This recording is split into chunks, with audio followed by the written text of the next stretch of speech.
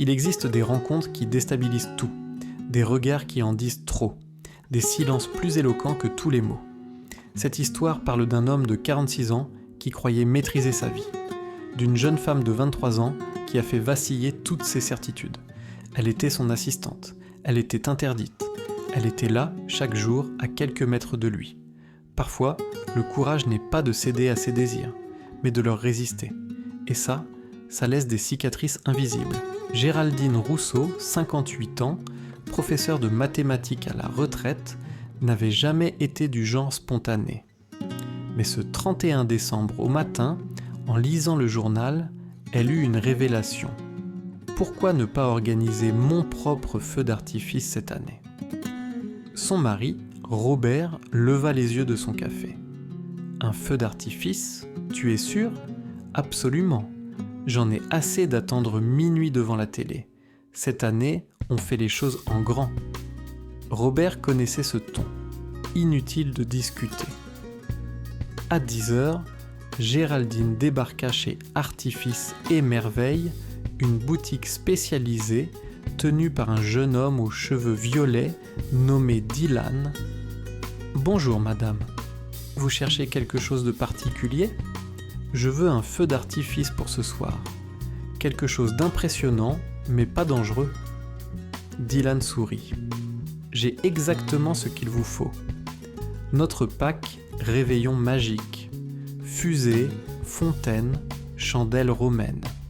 Le tout avec un mode d'emploi très simple. Parfait, je prends. » Dylan hésita. Vous avez déjà tiré des feux d'artifice ? Mon jeune ami, j'ai enseigné les mathématiques pendant 35 ans.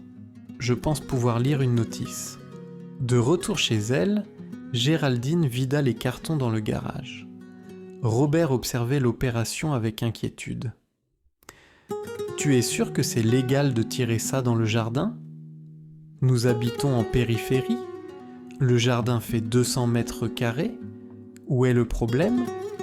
Les voisins, peut-être ? Les Mercier ? Ils adorent les surprises ? » Robert n'en était pas convaincu, mais il connaissait sa femme.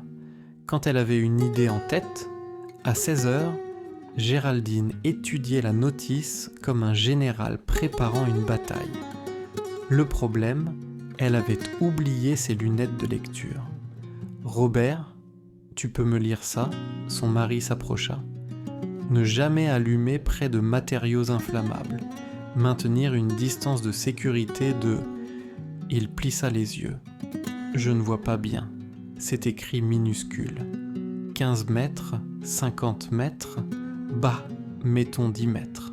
C'est largement suffisant. À 18h, leur fille Caroline appela. « Maman, pour ce soir, on vient vers 23h, d'accord. Thomas veut montrer ses nouveaux tours de magie à papy. Des tours de magie, merveilleux. J'ai moi aussi une surprise pour vous. » Quel genre de surprise ? Tu verras, ça va être explosif. Caroline raccrocha, vaguement inquiète. Sa mère et les surprises, ça donnait rarement de bons résultats. À 22h30, les invités arrivèrent.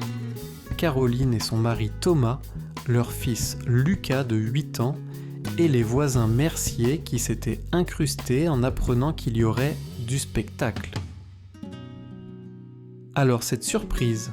demanda Madame Mercier, une femme curieuse au chignon impeccable.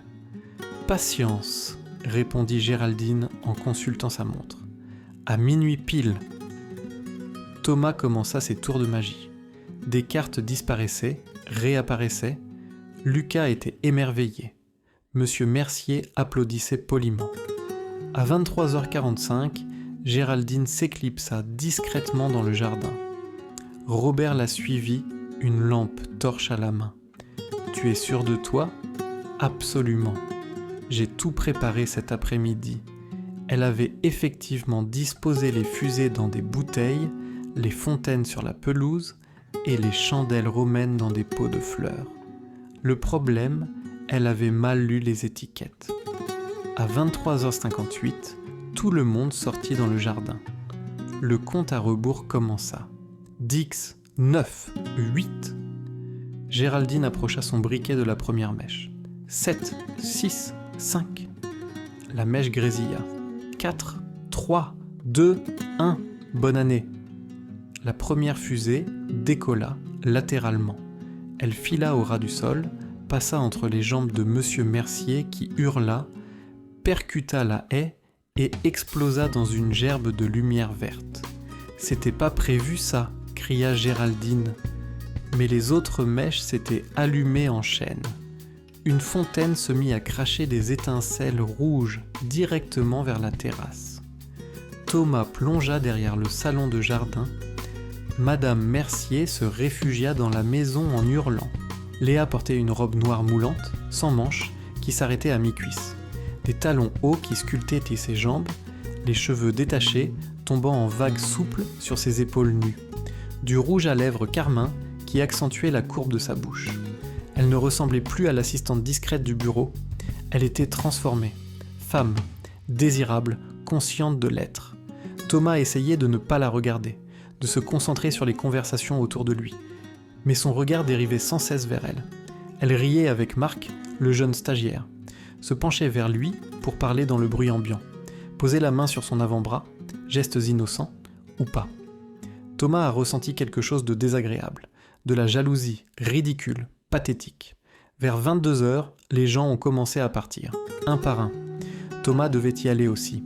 Isabelle l'attendait pour dîner. Je file. Bonne soirée à tous. Dehors, l'air était frais, vivifiant. Il a respiré profondément, essayant de chasser les images qui envahissèrent son esprit. Monsieur Mercier ? Il s'est retourné. Léa se tenait sur le trottoir, bras croisés contre le froid, la chair de poule sur ses épaules nues. « Vous partez déjà ? » ?»« Oui, ma femme m'attend. » Le mot « femme » planait entre eux. Rappel, frontière. « Ah, d'accord. » Silence. « Vous voulez que je vous dépose quelque part ?» a-t-il proposé malgré lui. Elle a hésité. 2 secondes. 3. « Si ça ne vous dérange pas, j'habite pas très loin, quartier de la Croix-Rousse. » Ils ont marché jusqu'au parking souterrain, côte à côte, sans parler. Le claquement de leurs pas résonnait dans le silence. Dans la voiture, l'espace était confiné, intime. Thomas sentait son parfum, quelque chose de floral et musqué, capiteux. Elle lui a indiqué le chemin, rue après rue, tourné à gauche, tout droit, encore à gauche. Il ne parlait presque pas, juste les directions. Le reste était silence chargé d'électricité. Quand ils sont arrivés devant son immeuble, elle n'a pas bougé immédiatement. « Merci » a-t-elle murmuré. « De rien ». Elle a tourné la tête vers lui, leur visage dans la pénombre de l'habitacle, éclairé seulement par la lueur orange des réverbères. « Vous êtes quelqu'un de bien, monsieur Mercier. »« Thomas, appelle-moi Thomas. »« Thomas. » La façon dont elle a prononcé son prénom, douce, presque une caresse, sa main s'est posée sur la sienne, sur le levier de vitesse, légère, chaude. Thomas aurait dû retirer sa main, n'a pas bougé. « Bonne soirée, Thomas. » Elle est sortie de la voiture, a claqué la portière, s'est éloignée vers l'entrée de l'immeuble, ses talons claquaient sur le trottoir. Sa robe ondulait sur ses cuisses. Elle ne s'est pas retournée. Thomas est resté assis, moteur éteint, pendant 10 minutes, incapable de démarrer, incapable de penser clairement. Le lundi, au bureau, Léa était redevenue professionnelle, polie, distante même. Thomas se demandait s'il avait imaginé le moment dans la voiture. La main sur la sienne, la chaleur, la tension. Mais le mercredi, tout a basculé. Il travaillait tard. 20 heures passées. Le bureau était vide, tout le monde était parti. Sauf lui, sauf elle.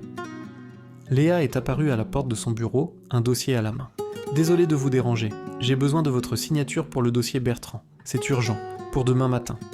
Entre. » Elle portait une jupe droite noire et un chemisier en soie gris perle. Les premiers boutons défaits. On voyait la naissance de la gorge, le creux entre les clavicules. Elle s'est approchée du bureau, a posé le dossier devant lui, s'est penchée pour indiquer où signer. Ses cheveux sont tombés en rideaux, effleurant son bras. Il a senti son parfum, plus fort qu'à l'ordinaire, enivrant. Thomas a signé d'une main tremblante. Voilà, merci. Elle n'est pas repartie immédiatement, est restée là, debout près du bureau, trop près. Léa. Oui ? Qu'est-ce qu'on fait ? La question a jailli malgré lui. Crue, directe. Elle a soutenu son regard, sans ciller. Je ne sais pas. On ne devrait pas. Je sais. Mais elle ne bougeait pas. Lui non plus. Thomas s'est levé, lentement, contournant le bureau, se rapprochant d'elle.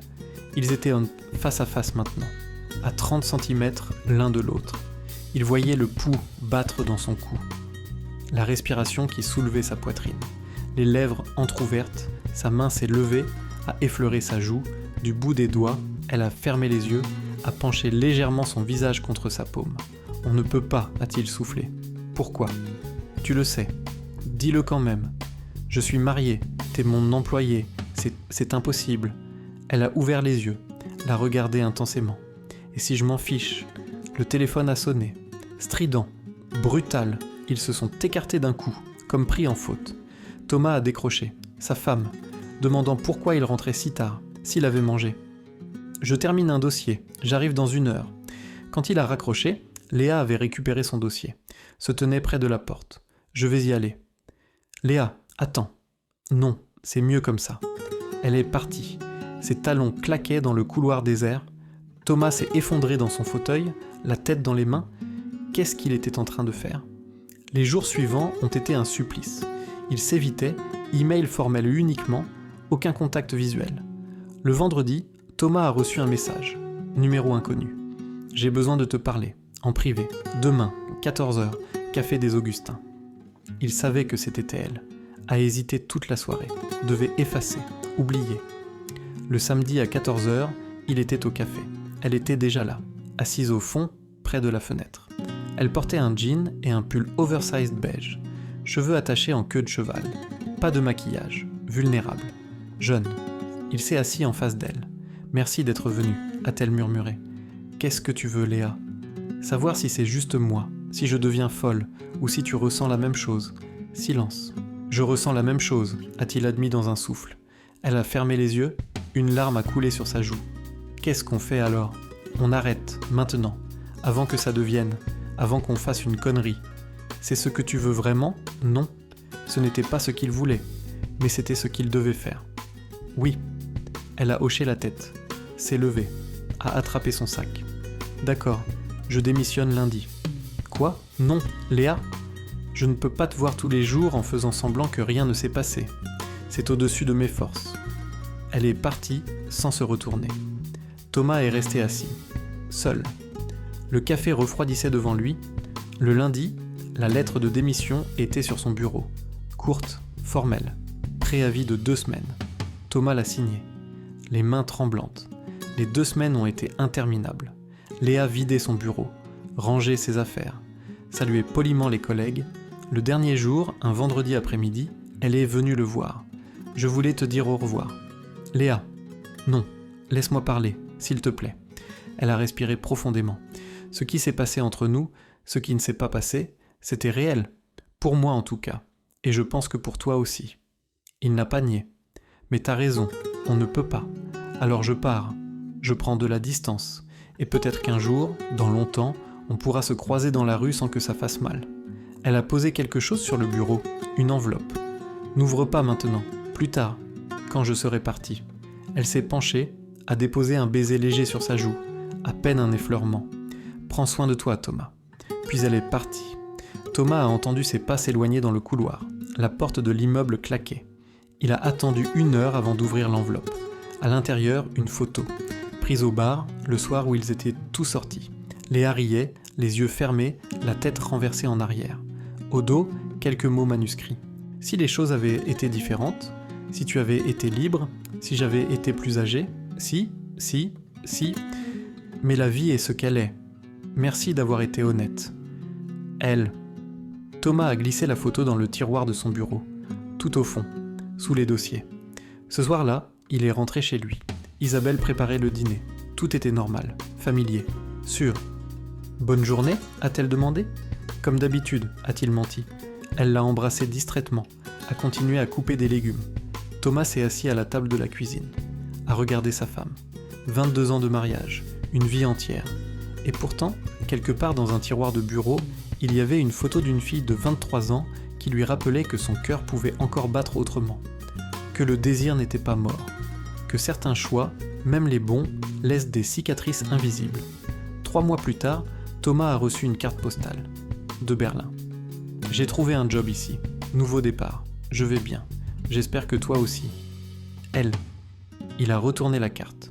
Une photo du Reichstag au coucher du soleil. Il l'a gardée, avec la photo dans le tiroir. Souvenir d'un été qui n'a jamais vraiment eu lieu. D'un amour qui n'a jamais vraiment commencé. Parfois, ce qu'on ne fait pas pèse plus lourd que ce qu'on fait. Et certaines personnes traversent nos vies juste pour nous rappeler qu'on est encore vivant, même si on ne peut pas les garder.